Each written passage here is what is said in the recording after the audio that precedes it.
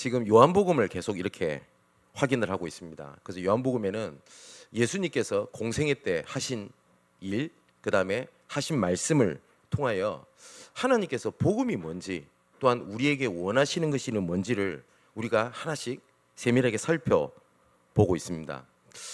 예수님께서 공생애 일 때 모든 것을 기록을 한 것이 아닙니다.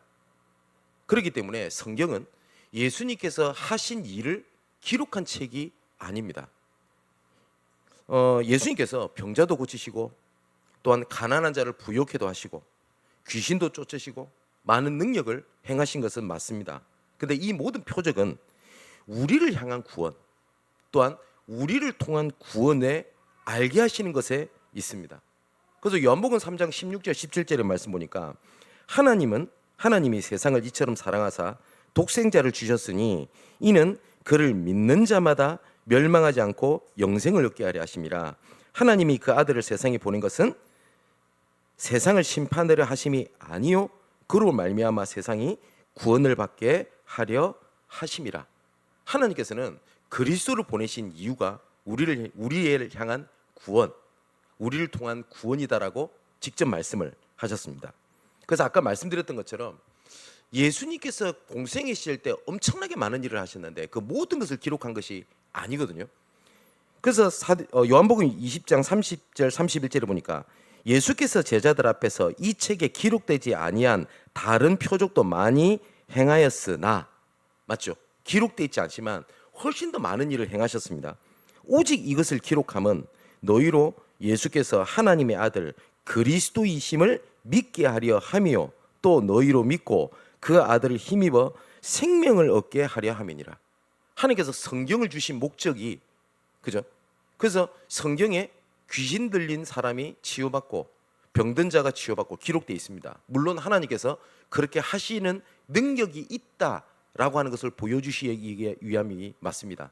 그래서 성경이 이렇게 기록되어 있으니까 나도 귀신을 쫓아내야 되겠다, 나도 병이 치유되겠다라고 성경을 그렇게 믿는 것은 틀린 거라는 거죠. 그죠?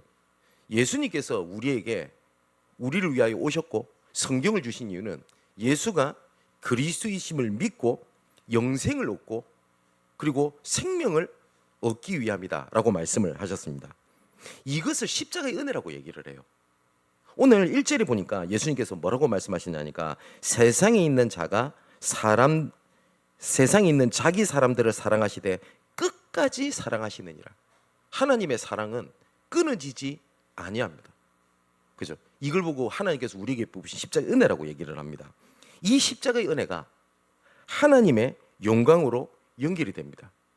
그래서 오늘 읽지는 않았는데 13장 31절에 보니까 예수께서 이르시되 지금 인자가 영광을 받았고 하나님도 인자로 말미암아 영광을 받으셨도다. 이게 우리 지난주까지 확인했던 십자가의 은혜, 십자가의 영광입니다. 그런데 하나님께서는 이 십자가의 은혜, 십자가의 영광을 동일하게 우리에게 주시겠다고 약속을 하셨습니다. 같이 희생하고 같이 참여한 자에게 하나님은 십자가의 은혜, 십자가의 영광을 알게 하시겠다고 말씀하셨습니다. 그래서 우리 지난주에 말씀드렸듯이 이것은 참여하고 같이 희생하지 않는 자는 절대 이 맛과 기쁨과 행복을 알 수 없습니다. 그래서 십자가의 도가 멸망받을 자들에겐 미련한 것이지만 구원받은 우리에게는 하나님의 능력이 됨이니라 라고 말씀하셨습니다. 하나님의 은혜 때문에 내 모든 시간과 내 감정 같은 걸 내려놓고 주 앞에 서는 것을 일반 사람들이 보면 이것만큼 미련해 보이는 사람이 어디 있습니까? 야, 네 것도 좀 챙기고 네 건강도 좀 챙기고 네 개인 시간도 필요하지 않냐? 라고 얘기를 하죠. 그런데 진짜 은혜 받은 사람은, 그리고 하나님의 영광에 같이 참여한 사람은 그것보다 더 큰 가치를 알기 때문에 그 행복, 그 기쁨을 알게 되거든요. 예수님께서 요한복음 17장 22절을 보니까 예수님이 직접 이런 말씀하셨습니다. 내게 주신 영광을 내가 그들에게 주었사오니. 제자들에게 하신 얘기입니다.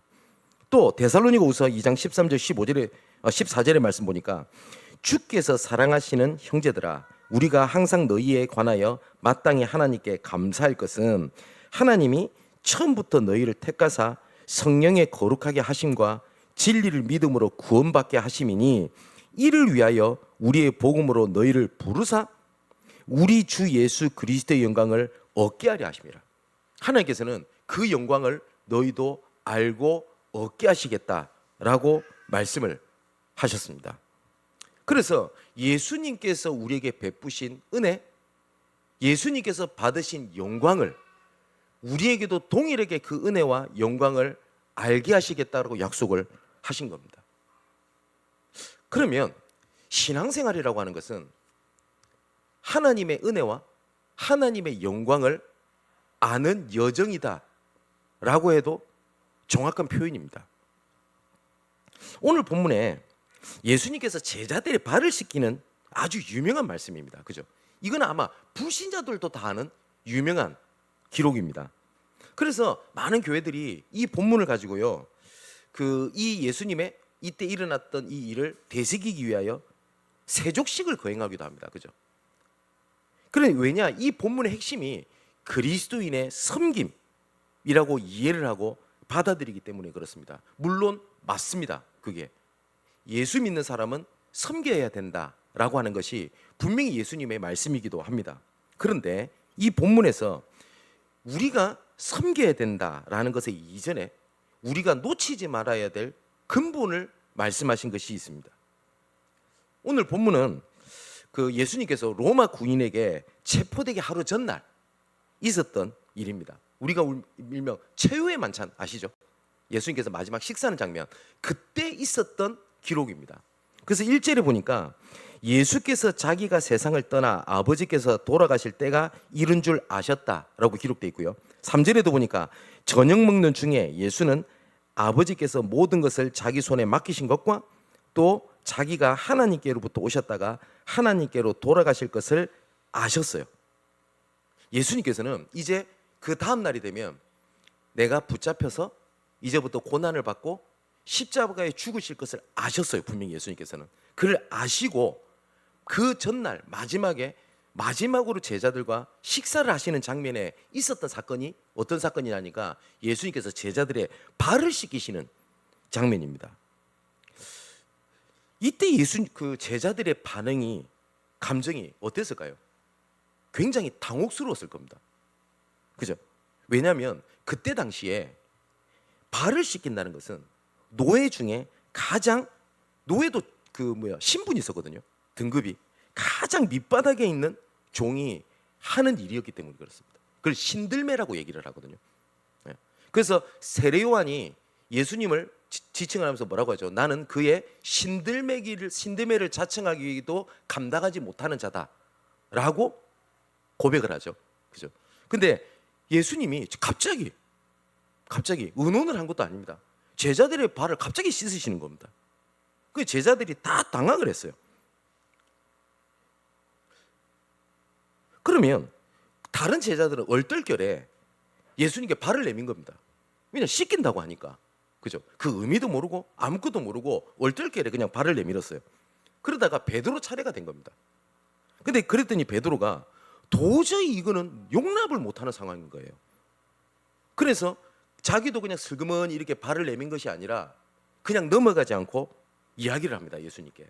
그래서 6절에 보니까 시몬 베드로에게 이르시되 베드로가 이르러 주여 주께서 내 발을 왜 씻깁니까? 라고 질문을 합니다. 근데 이건 단지 왜 씻기죠? 라는 질문이 아니라 거부하는 거예요. 우리의 주가 되시고 그리스도가 되시는 왜 당신께서 이 미천한 죄인 중에 괴수인 나를 발을 왜 씻깁니까? 한번 만지기만 해도 문둥병이 났고요. 닿기만 해도 장님이 눈을 뜨게 만드는 그 예수 그리스도의 거룩한 손이 어떻게 나의 더럽고 나의 진짜 가장 치부스러운 그 부분을 왜 만지고 씻길 수가 있습니까? 라는 반문입니다. 그죠? 그래서 베드로가 뭐라고 얘기를 하냐니까 8절에 보니까 내 발을 절대로 씻지 못하시리이다 라고 얘기를 합니다. 이 대답은요 당연하고요, 맞잖아요. 베드로 입장에서는 당연하고 예의 바르고 사회 통념에 맞는 반응이고 태도입니다. 맞잖아요. 얼마나 예의 있고 자기 위치를 정확하게 하는 대답입니까? 그런데 예수님의 그 반응에 대한 대답이 너무 정반대였어요. 뭐라고 얘기를 하시니까 8절에 예수님께서 이렇게 대답을 하십니다. 예수께서 대답하시되 내가 너를 씻어주지 아니하면 너와 나와 상관이 없느니라.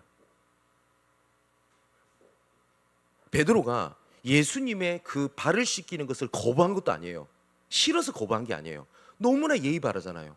어떻게 나 같은 사람이 어떻게 예수님의 발을 씻길 수 있습니까? 근데 예수님은 야, 너 예의 있네. 혹은 아이 그래도 발 내밀어 봐. 내가 그래도 씻겨줄게. 그래도 내 네 선생이잖아 라고 얘기하신 게 맞잖아요. 근데 예수님 너무 단호했어요. 내가 네 발을 씻지 않으면 너랑 나랑은 상관이 없어 라고 말씀하시는 거예요. 그래서 이 내용이요, 우리가 서로 발을 씻어주고 서로를 섬겨야 돼 라고 하는 우리의 사명 이전에 우리가 놓치지 말아야 될 근본적인 사실입니다. 이게 예수님께서 십자가를 지시기 전날 처의 만찬 자리에서 제자를 발을 씻기시는 장면이죠. 그죠? 예수님의 마음이 어땠을까요? 나중에 우리가 나오겠습니다만은 예수님께서 십자가 지시기 마지막으로 기도하셨던 내용이 요한복음 17장입니다. 나중에 확인을 하게 되겠죠. 그때 예수님께서 다른 기도 안 하시고요, 제자들을 향한 기도를 하시거든요.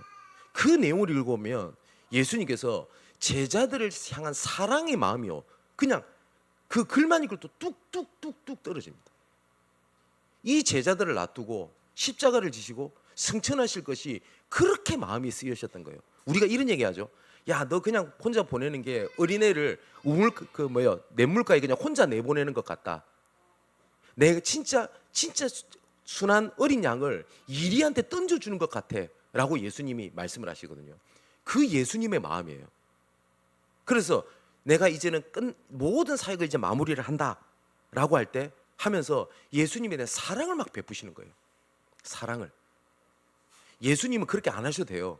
근데 예수님의 사랑을 표현하신 거예요, 제자들에게. 사람이 누구에게 사랑을 받을 때요, 대략 3가지 정도 유형이 있는 것 같습니다. 첫 번째는 그 사랑을 받고 그 사랑을 하는 사람이 있어요. 그게 좀 일반적이죠. 그죠? 그 사랑을 의미 있게 받아들이는 사람이 있어요. 두 번째는 이 사랑을 받고도 오히려 더 요구하고요, 그거를 이용하고 배신하는 사람도 있어요. 그죠? 아, 저 사람이 나를 더 사랑하네? 그걸 이용하는 사람이죠. 이런 사람 배은망덕한 사람이라고 얘기를 하죠. 요 대표적인 사람이 가룟 유다입니다. 예수님께서 발을 씻기시는 자리에 가룟 유다도 있었어요. 가룟 유다도. 그래서 하나님이 사랑을 베푸시거든요. 그리고 오늘 본문을 읽어보면 예수님께서 끝까지 가룟 유다에게 기회를 주십니다. 분명히 가룟 유다가 자기를 팔 것을 예수님은 알고 계세요. 그런데도 가룟 유다의 발을 이렇게 씻기십니다. 2절에 보니까 마귀가 벌써 시몬의 아들 가롯 유다의 마음에 예수를 팔 생각을 넣었다라고 되어 있죠. 그러면서 21절에서 그 21절 이후로도 보니까 너희 중에 내 한 명이 나를 팔 거라고 예수님은 말씀을 하세요. 분명히 예수님은 알고 계셨죠. 근데 그 말을 했었을 때 가룟 유다가 몰랐을까요? 알았어요. 예수님은 마지막 기회를 또 주셨어요. 너희 중에 나를 팔 거야 라고. 그죠? 그런데 나중에 또 기회를 주십니다. 나와 같이 떡에 손을 댄 자가 나를 팔 거야. 그때 가룟 유다가 딱 손을 대거든요. 이쯤 되면 그 기회를 받아들여야 돼요. 근데 가룟 유다는 뭐라고 돼 있냐니까 30절에 보니까 유다가 나가요. 하나님은 사랑을 베푸는데 가룟 유다는 그 사랑을 거부하고 나갑니다. 오히려 이것을 이용했어요. 향후옥합을 깨뜨리는 마리아의 헌신을 보고, 야, 300데나리온 주고 팔았으면 더욱더 가난한 사람을 더 도울 수 있지 않겠냐라고 굉장히 정의로운 척을 했지만 성경 뭐라고 기억하고 있냐니까 가룟 유다는 돈깨를 맡은 자로 그 돈에 대하여 욕심과 훔치려고 마음을 갖고 있었다고 돼 있어요. 근데 예수님은 언급을 안 하세요. 끝까지 사랑하셨어요. 끝까지 발을 씻겼어요. 그리고 기회도 주셨어요. 너희 중에 나를 팔 거야. 못 알아들어요? 내하고 또 떡을 손을 같이 대는 자가 있을 건데 그가 나를 팔 거야. 근데 가룟 유다 딱 손을 대요. 그럼 정신 차려야 되잖아요. 근데 가룟 유다가 어때요? 그대로 나가요. 그것까지는 이해되죠. 쪽팔리니까. 근데 바로 나가서 어떻게 하죠? 예수님을 은 30냥에 팔아버리잖아요. 그러니까 이런 사람도 있어요. 세 번째 유형은 베푼 사랑을요, 자기 기준으로 받아들이는 사람이 있어요. 자기 기준으로. 그러다 보니까 이 사랑을 왜 주지? 무슨 목적이 있나? 아마 거의 대부분 세상 사람들이 이런 모습인 것 같습니다. 베드로가 이런 유형이었어요. 그래서 예수님의 의도가 어떠하든지 간에 베드로는 그 기준에 어긋나니까요, 받아들이지를 못하는 거예요. 그 사랑을. 여러분, 이런 얘기 많이 못 들었습니까? 내가 예수 믿고 그렇게 살 자신이 없어서 믿고 싶은데 못 믿겠어요. 예수님의 사랑을 알겠어요. 나는 그렇게 못할 것 같아요. 그런 얘기 많이 듣죠. 베드로가 딱 그런 유형이었어요. 그래서 예수님이 베드로의 발을 씻기시는 것을, 사랑을 베푸실 때요, 이유와 그 계획을 알지를 못했어요. 베드로는. 예수님이 그걸 아시고요, 뭐라고 말씀하시니까 7절에 이렇게 대답을 하시죠. 예수께서 대답하여 이르시되 내가 하는 것을 지금 네가 알지 못하나 이후에는 알게 될 거야 라고 말씀을 하십니다. 이렇게 말씀하시면 순종하가 하나님의 계획이 있구나, 내가 그 사랑을 받아야 되겠다 하면서 발을 슬그머니 내밀어야 되는데, 그 말을 듣고도요 8절에 뭐라고 얘기를 하죠? 내 발을 절대로 씻지 못하실 겁니다 라고 대답을 해요. 그때 예수님 말 대답하신 겁니다. 그렇다면 내가 너를 씻어주지 아니하면 너는 나와 아무런 상관이 없다 라고 말씀을 하시는 겁니다. 여러분, 제가 이런 말씀 드렸죠. 하나님의 사랑은 일방적인 사랑입니다. 하나님께서 우리에게 주신 언약은 일방적인 언약입니다. 쌍방의 약속, 쌍방의 사랑이 아니라고요. 쌍방의 약속이면 누구 하나가 깨지잖아요. 그럼 그 약속은 깨집니다. 사랑도요, 서로 합의된 사랑이잖아요. 근데 한 사람이 그거를 깨면 그 사랑은 깨집니다. 근데 하나님께서 일방적인 사랑, 일방적인 언약을 베푸셨다는 것은 하나님께서는 깨지 않으시기 때문에 우리가 깨더라도 하나님의 사랑과 하나님의 언약의 손길은 우리를 거두지 아니하신다는 거예요. 그래서 예수님이 말씀하시기에 내 사랑 이거 잡지 않으면 너랑 나랑 상관이 없는 거야 라고 말씀을 하시는 겁니다. 여러분, 우리가 지금 올해 가정의 달을 맞이해 가지고 가정복음에 대해 말씀 나누잖아요. 가정복음화는 나의 소원이기 전에 하나님의 약속이다. 그죠? 그래서 내가 좌절하고 가정을 포기하고 내가 가정이랑 등을 돌린다 할지라도 하나님은 나를 통하여 가정복음화를 이루시겠다는 하나님의 약속은 변치가 않습니다. 하나님의 언약은 일방적인 언약이요, 일방적 사랑이기 때문에 내 실수, 내 연약함, 내 부족함이 언약을 취소하거나 포기하지 않으십니다. 성경 전체의 주제가 그거예요. 이스라엘은 계속 언약을 놓치고 하나님을 떠납니다. 이쯤 되면 하나님도 포기할 만하잖아요. 이스라엘 얘 안 되겠어. 하나님의 능력 있는 분 아닙니까? 다른 민족을 세워가지고 내 말 잘 듣고 언약을 한 번도 잃어버리지 않는 내가 민족을 다시 세워서 이 일을 시작하겠다라고 하셔도 하나님은 하실 수 있는 분입니다. 근데 하나님은 그 내미신, 일방적으로 내미신 언약, 사랑을요 단 한 번도 거두지 않으셨어요. 오늘 본문도 그 내용이에요. 하나님께서는 자기에 속한 자를 사랑하시되 끝까지 사랑하시니라. 여기에 누구도 포함되어 있다고요? 가룟 유다도 포함되어 있어요. 가룟 유다도. 신앙생활에서 중요한 원리가 여기에 있어요.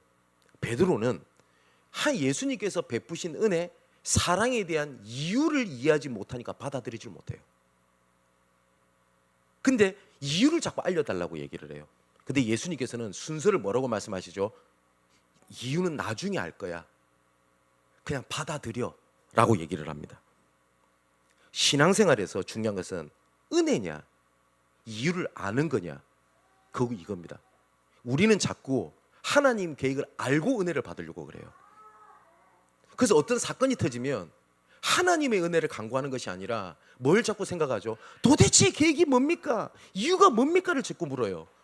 예수님께서 그 이유를 묻는 베드로에게 분명히 말씀하셨어요. 나중에 알 거야. 발 내밀어. 내 사랑을 받아. 그냥 묻지 마.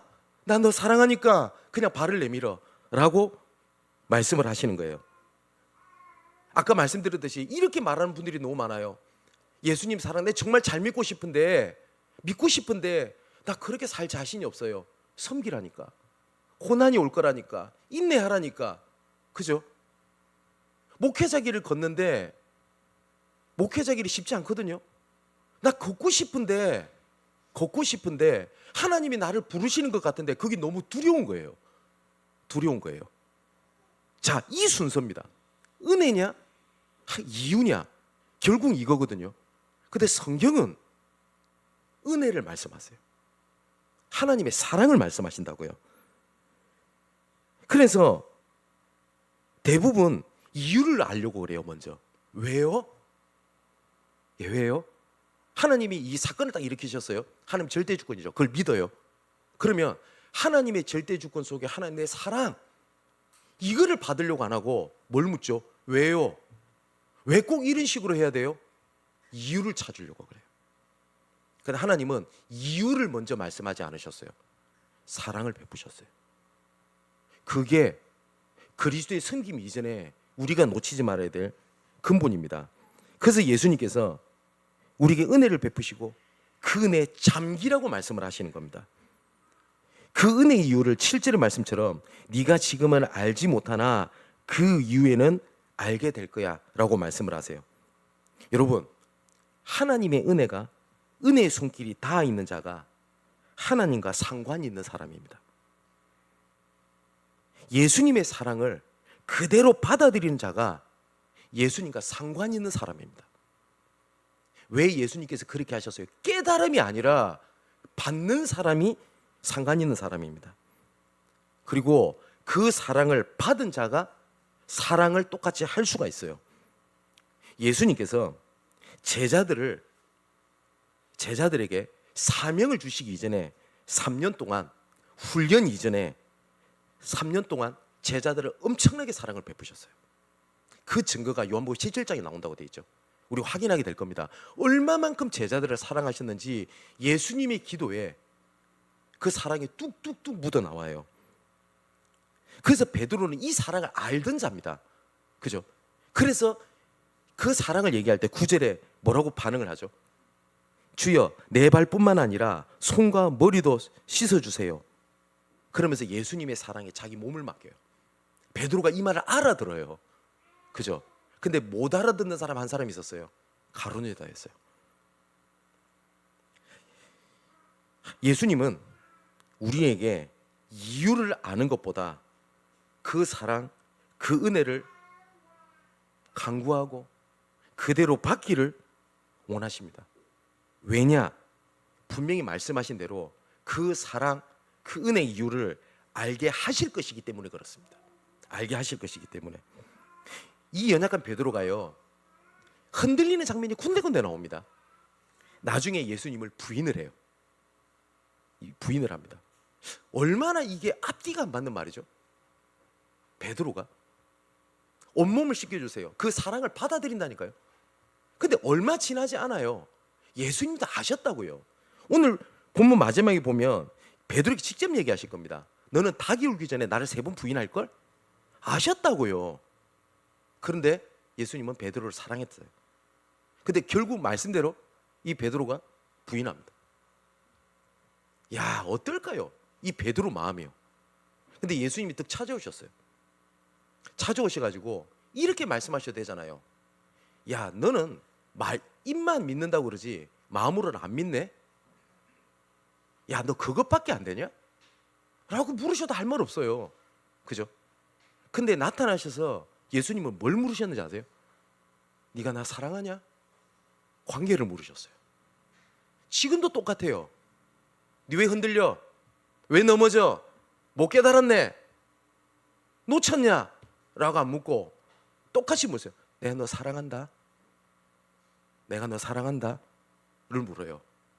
근데 베드로가 그 사랑을 그때도요 양심상 받아들이지를 못했어요. 사랑에는 성경에 몇 가지가 나옵니다. 아가페 사랑, 하나님과 우리의 사랑이죠. 무조건적 사랑. 그 다음에 필레오, 스승과 제자들의 사랑을 필레오라고 씁니다. 헬라어로. 그 다음에 스톨게, 이거는 친구 간의 사랑입니다. 그리고 에로스, 이건 남녀 간의 사랑입니다. 다르죠. 예수님께서 오셔서 이렇게 물어요. 네가 나를 아가페 하냐? 물어요. 그 말은 다른 말로 뭐죠? 나 너 아가페 한다? 라고 대답하신 거예요. 근데 베드로가 쪽팔려서 양심상 그 대답을 못해요. 뭐라고 얘기하죠? 내가 주를 스톨게 합니다. 필레오 합니다. 라고 대답을 해요. 내가 스승으로 사랑합니다. 예수님은 베드로 그 마음이 진심이 아닌 걸 알았어요. 다시 묻습니다. 네가 나를 아가페 하냐? 그랬더니 베드로가 또 대답을 해요. 내가 주님을 필레오 합니다. 예수님 또 묻습니다. 네가 나를 사랑하냐? 아가페 하냐? 근데 성경에 뭐라고 되어 있죠? 베드로가 근심하여 대답하되 내가 주를 아가페 합니다. 그때 예수님께서 뭐라고 하죠? 내 양을 먹이라, 내 양을 치라라고 말씀하셨어요. 그게 하나님의 방법이에요. 그런데 우리는 이유를 하려고 하고요, 사명으로 살아가려고 해요. 내가 교사를 맡았는데 이러면 돼? 내가 목사인데 그렇게 하면 되겠나? 사명업으로 버틸 수는 있어요. 버티는 거예요. 그런데 베드로에게 나타나셔서 예수님은 끝까지 오늘 시키신 장면뿐만 아니라 배신한 베드로에게도 뭘 물으셨냐면 사랑을 물으셨어요. 자, 우리가 하나님께 사랑을 받는 거 있죠. 하나님께서 사랑을 받고 사랑을 섬기는 방법이 있는데 그 중에 하나가 함께 믿는 사람과 함께하는 섬김과 함께하는 사랑입니다. 이것이 교회의 축복이거든요. 근데 수많은 사람들이 이거를 거부를 해요. 혼자 일어나려고 하고요, 혼자 이겨내려고 해요. 이유를 알고 하나님 이유 말해 주이소. 내가 이겨볼게요. 내가 일어날게요. 내가 버틸게요 라고 얘기를 해요. 그러다 보니까 사람의 손길을, 같이 믿는 자의 손길을 구하지도 않고 그 손길을 거부해버립니다.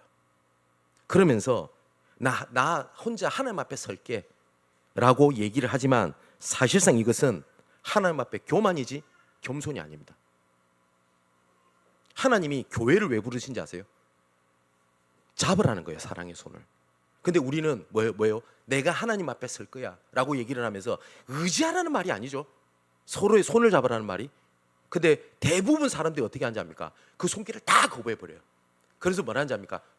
내 스스로 일어나겠습니다. 그래서 내 고통 얘기 안 해요. 내 상처를 나누지 않아요. 그러다 보니 그런 상황에서 나도 모르게 그 부분을 얘기를 해요. 그러고 난 다음에 뭐라고 하는지 탓을 해요. 제가 나 상처 줬어요. 나 하나님 앞에 설 거예요. 그 겸손 아닙니다. 교만입니다. 그죠? 누가복음 15장에 탕자의 비유를 보면 알 수 있어요. 누가복음 15장에 탕자가 나오는데 아버지의 재산을 가지고 다 먼 나라에 가가지고 다 탕진을 해버립니다. 그리고 설상가상 그 나라에 흉년이 들어요. 궁핍해지게 된 겁니다. 그래서 돼지 치는 일을 하는데 그 돼지가 먹는 열매를 먹으면서도 아버지한테 안 가요. 분명히 자존심이 허락을 안 했을 거예요. 그리고 스스로 이겨보겠다고 라고 하는 의지도 있었을 겁니다.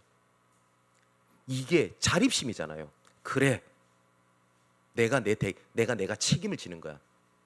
근데 다른 사람 볼 때는 야, 양심 있네, 자립성 있네 라고 얘기하지만 아버지 입장에서는 그 교만이에요. 맞잖아요. 내가 한번 해보겠습니다. 이 탕자가요 모든 걸 나중에 다 내려놓고 아버지께로 이제 돌아가는데 끝까지 양심은 있어요. 뭐라고 해야죠? 나는 이제 아들이 아니야. 품꾼으로, 품삯을 있는 내가 노예로 아버지한테 써달라고 해야 되겠다 라고 아버지한테로 돌아갑니다. 그런데요, 이 아버지는 품삯을 받는 노예로 대한 것이 아니라 아들로 대하여 그리고 잔치를 베풀어 주십니다. 자, 제3자가 보면요, 아마 여기에 첫째 아들이 있었거든요. 다른 종들이 있었죠. 보면 이 당자는 염치도 없고 개념도 없고 양심도 없지 않습니까? 그죠? 어떻게 네 같은 놈이 어떻게 믿는다고 하는 너가 복음한다고 하는 너가 어떻게 그럴 수 있어? 양심 있어? 라고 얘기를 했을 거예요. 그런데 아버지는 그거를 묻지 않고 사랑으로 품으셨어요. 만일에 이 당자가 끝까지 양심을 가지고 아니요, 나 아들 아닙니다. 나는 범죄한 죄인입니다. 나는 이제 아들이 아니에요. 끝까지 난 종이 신분으로 남겠습니다. 그렇게 지냈다면 어땠을까요? 양심입니까? 하나님 앞에 교만이고 죄악입니까? 죄악입니다. 맞죠?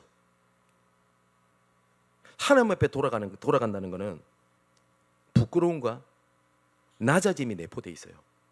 하나님 앞에 선다고 하는 것은 분명히 염치도 없고 양심도 없죠. 그런데 아버지의 사랑을 향해서 가는 것이 하나님 앞에 그게 겸손입니다. 베드로가 내 발 씻기면 안 돼요. 어떻게 그리스도가 겸손이죠? 근데 그 겸손을 예수님 뭐라고 대답하셨다고요?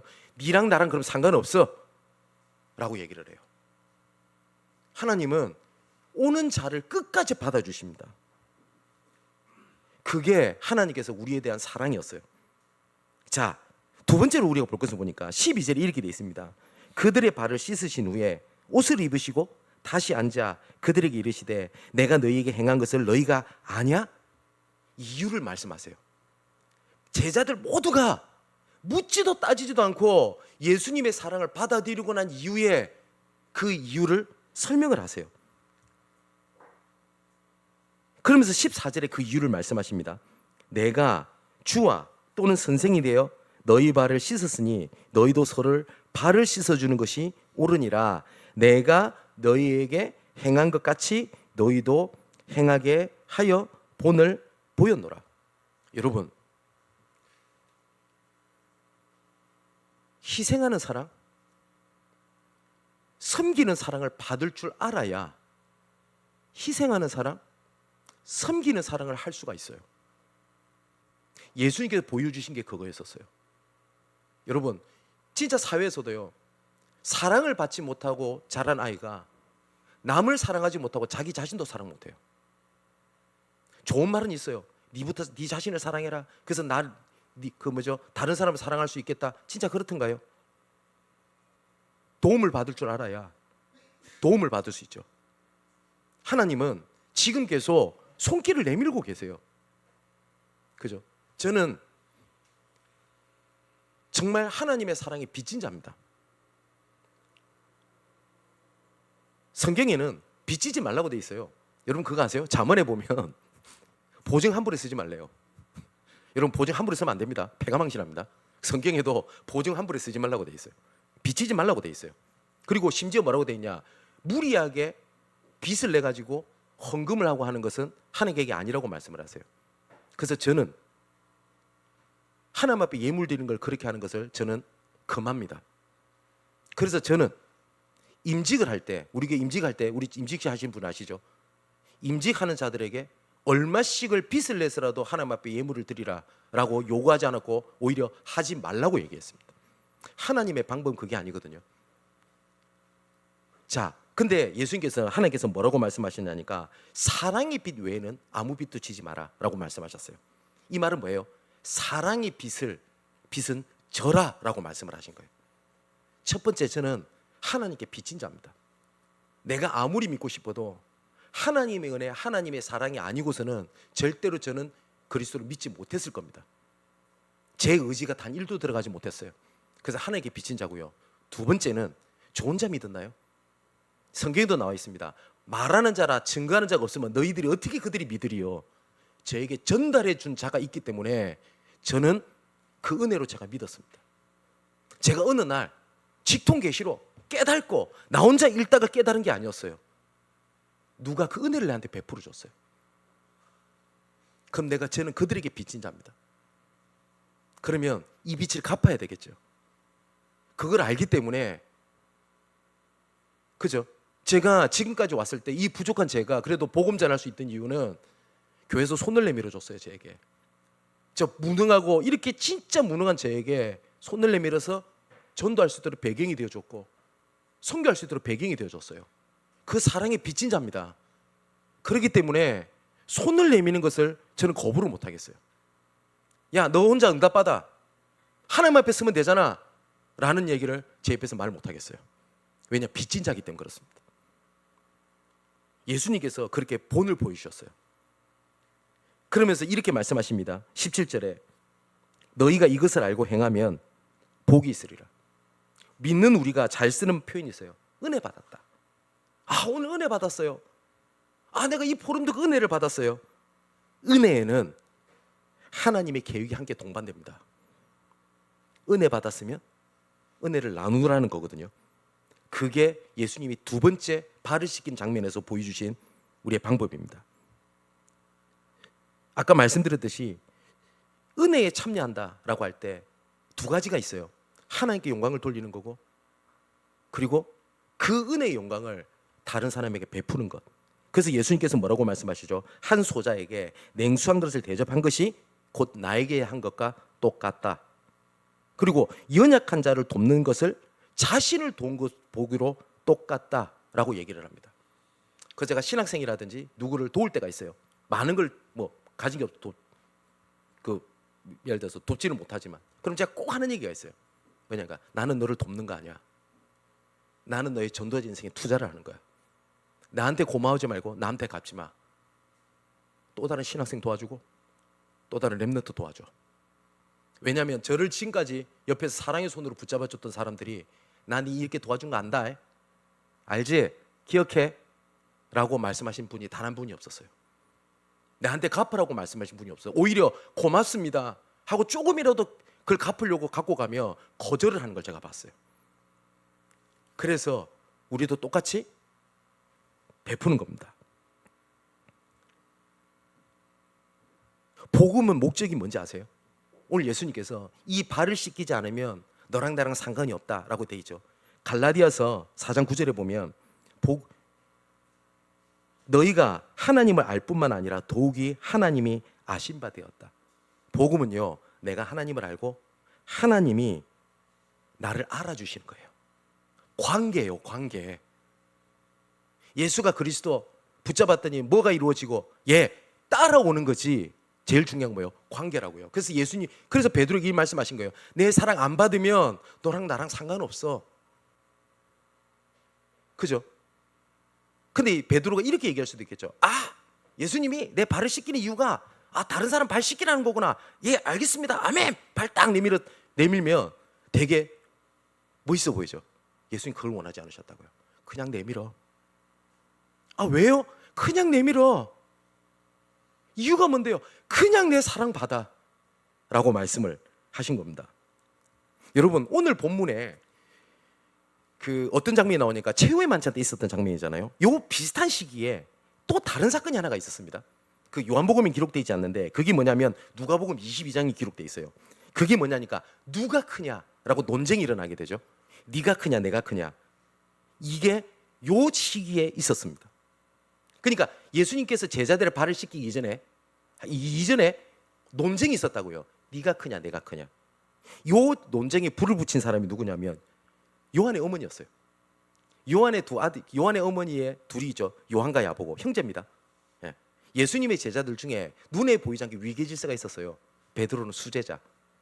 그러니까 이 요한의 어머니가 예수님께서 영광을 받으실 때가 왔다라고 하는 것을 아마 왕이 될 거라고 인식을 했던 것 같아요. 근데 고민이 된 겁니다. 누가 봐도 예수님의 3대 제자 하면 베드로, 요한, 야고보입니다. 그냥 일명 1, 2, 3이에요. 근데 두 번째, 세 번째 위치에 있는 아들이 자기 아들인 겁니다. 그래서 예수님한테 쓱 가요. 그 치맛바람을 일으키는 겁니다. 예수님께서 보좌에 앉으실 때 우리 아들 하나는 오른쪽, 우리 하나는 왼쪽 앉혀주시면 안 되겠습니까? 라고 이야기를 해요. 이것 때문에 난리가 난 겁니다. 그래도 그렇지, 내가 예수님 옆에 있었고, 그러면서 여러 가지 얘기했겠죠. 야, 오병이의 기적 때 물고기 5마리, 물고기 2마리, 보리떡 5개 누가 갖고 갔는데? 안드레가 얘기했겠죠. 또 이렇게 얘기했을 겁니다. 야, 베드로, 니도 그렇게 얘기하면 안 돼.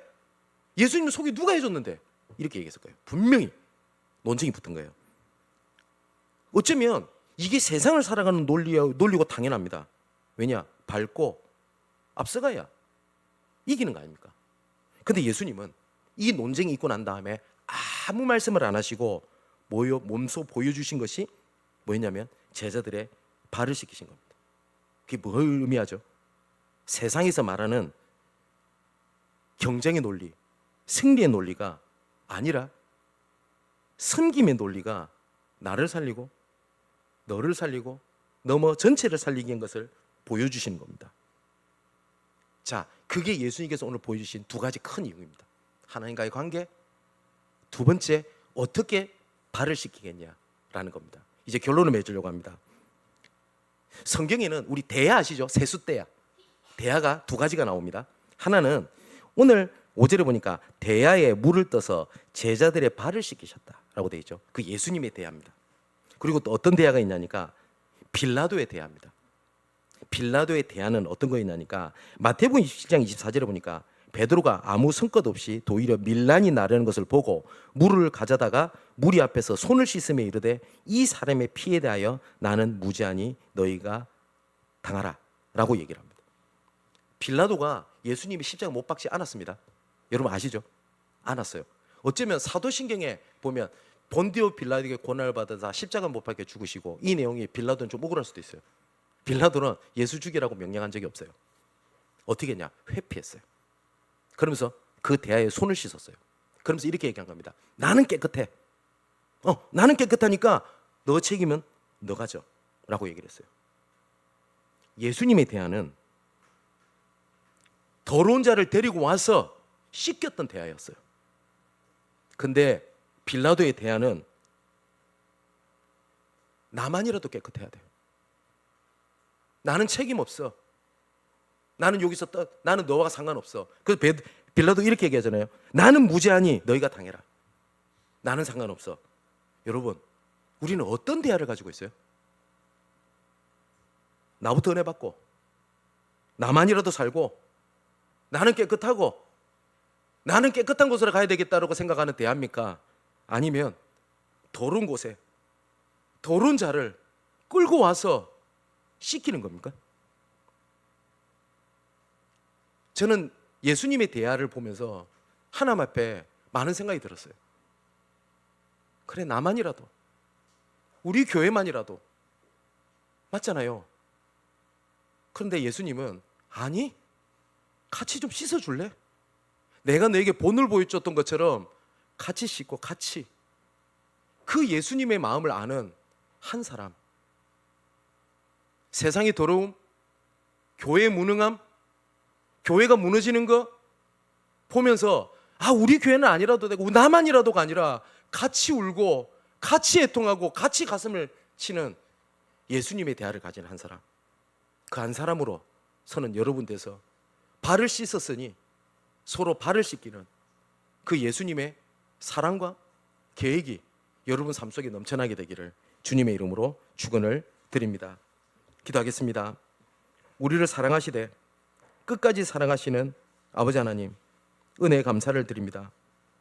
하나님의 사랑이 우리에게 흘러 넘쳐서 은혜가 충만하게 없어서 내 기준, 내 상황에 맞는 사랑을 구하고 받고 요구하는 것이 아니라 지금의 때에 주시는 하나님의 사랑을 그대로 받고 그 사랑의 이유를 발견하는 참된 복음을 누리게 하여 주옵소서.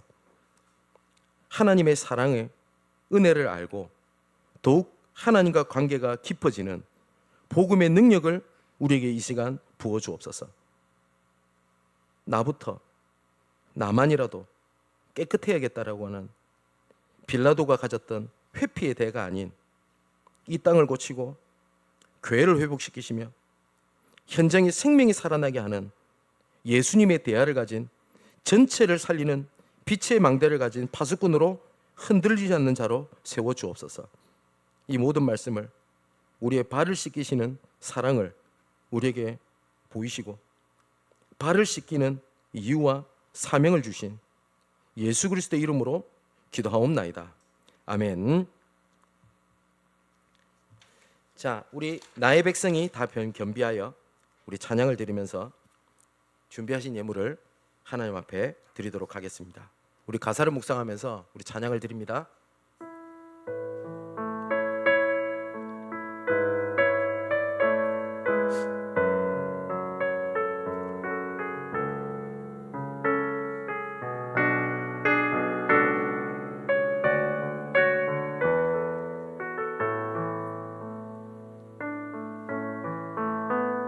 나의 백성이 다 겸비하여 내게 기도하며 주의 얼굴을 구하여서 그 악한 길 떠나며 하늘에서 듣고 죄를 사하며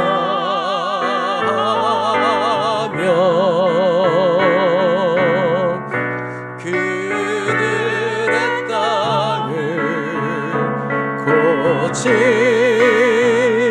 우리 고백하는 마음으로 아버지여 고쳐주소서.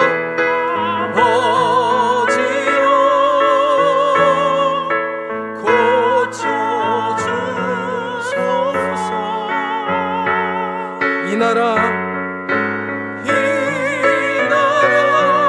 주의 것되게 하소서.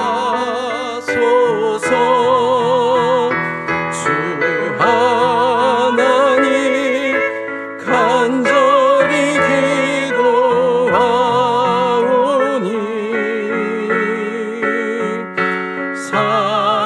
상하이다 새롭게 무릎 꿇고 다 겸비하여 무릎 꿇고 다 겸비하여 주께 기도하리. 주의 얼굴을 구하여서 그 악한 길 떠나며 주님의 자비로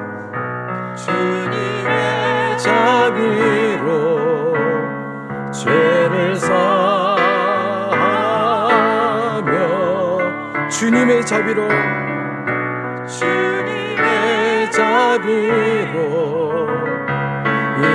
이만. 자, 우리 기도하는 마음으로 아버지여 고쳐주소서.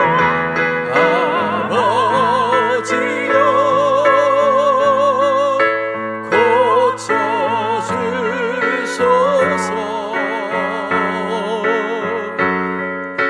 이 나라 주의 것되게 주 하나님 간절히 기도하오니 간절히 기도하오니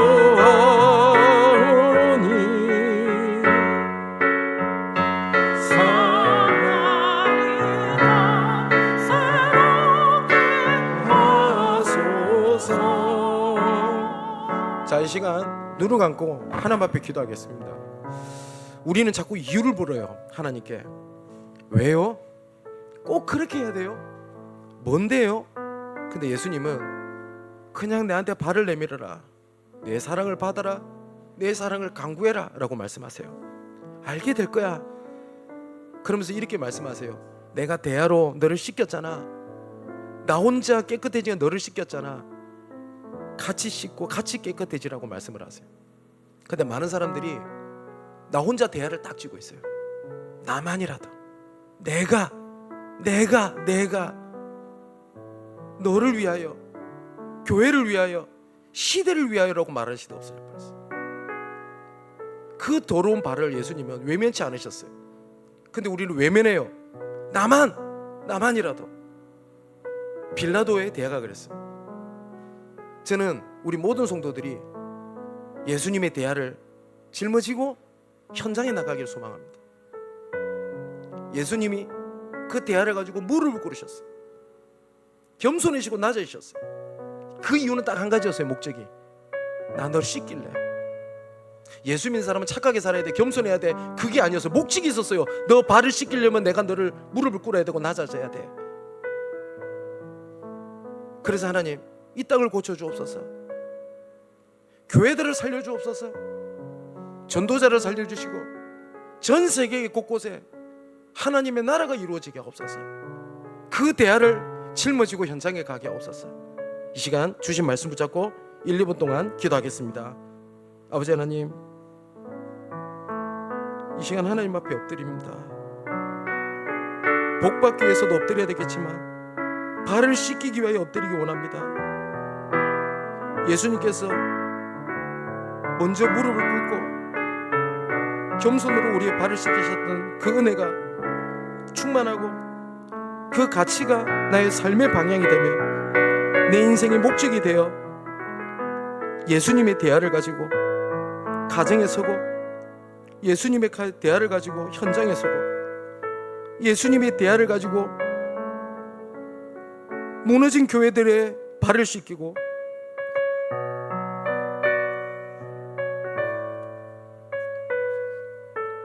아버지, 이 시간 이 땅을 고쳐주시며 교회들을 회복시켜 주옵소서. 그 대화를 가진 전도자의 앞길을 주님께서 형통케 하시고 복음에 대한 증거를 허락하여 주옵소서. 주님께 모든 영광을 돌려드립니다. 감사합니다.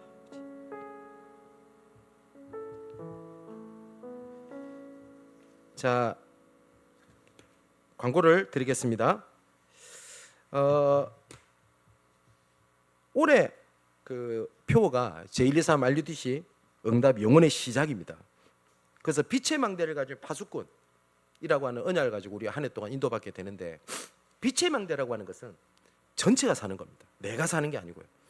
그래서 전체를 살리는 오늘 주신 말씀처럼 예수님의 대화로 정말 더러움을 씻기는 그 파수꾼으로 서게 되기를 축복합니다.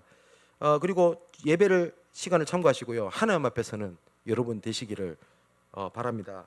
그리고 매주 주일 예배는 인터넷 생중계로 방송 송출하고 있고 다시 보기가 가능합니다. 정말 하나님 앞에 겸손히 서는 나오는 예배가 속히 회복되는 여러분 되시기를 바랍니다. 후대들이 현장과 교회 세 가지 뜰 금토일 시대를 위해서 계속 기도해 주시고요. 새 가족들과 영육간의 어려움 속에 있는 권속들을 위하여 집중으로 기도를 해 주십시오. 그리고 5월 가정의 달을 맞이해서 가문과 가정의 복음화의 은혜를 강구하는 집중 기도 시간이 되기를 바랍니다. 그리고 선교 캠프가 6월 둘째 주에 있을 겁니다. 자세한 일정은 아마 이번 주가 좀 지나면 좀 나오지 않겠나 이런 생각이 좀 듭니다. 그래서 오늘 저녁에 제가 사전으로 들어가게 됩니다. 이번에 대략 파악을 해보니까 잠발레스라고 하는 지역 중심으로 해가지고 필리핀에도 단 한 번도 교회 복음을 들어보지 못한 미존도 종족이라고 하죠. 우리가 5천 종족이라고 하는 민족이 세 부족과 관련된 걸 만나게 됩니다. 그래서 근데 제가 이걸 조사를 해봤는데 단 한 부족도 교회가 만난 적이 없어요. 근데 너무 애가 탄 게 뭔지 아십니까? 모슬렘은 다 들어갔어요. 단 한 번도 예수 그리스도의 은혜가 십자가의 보혈이 들어본 적이 없는 민족에게 중요한 시작이 되는 시간 될 것 같습니다. 그래서 필리핀 클락 공항으로 들어가서 거기서 4-5시간을 또 들어가더라고요. 예, 그래서 일정이 조금 많이 힘들 것 같긴 합니다. 기도해 주시고 그리고 선교에 동참해 주십시오. 그리고 그 우리의 작은 은신이 선교지를 살린다는 걸 알고 동참해 주시기를 정말 부탁을 드립니다. 본부 훈련은 참고를 해주시고요. 정말 오늘 주신 마지막에 예수님의 대화냐 아니면 다른 대화냐, 예수님의 대화를 들고 현장에서는 여러분 되시기를 바랍니다. 혹시 뭐 다른 기간이나 그 광고 있나요? 예. 그러면 우리 기도하고 그 다음에 축도로 예배를 마치도록 가겠습니다. 기도합니다. 하나님의 사랑을 그대로 받는 것이 하나님 앞에 겸손이며 하나님 앞에 사는 길임을 고백합니다. 하나님 앞에 서는 저희들에게 하나님이 시간 은혜를 베푸시고 그 은혜가 감사해서 구별하여 주신 하나님의 은혜가, 하나님의 사랑이 넘쳐나게 하여 주시옵소서. 아버지 하나님, 예물이 쓰이는 곳곳마다 하나님의 나라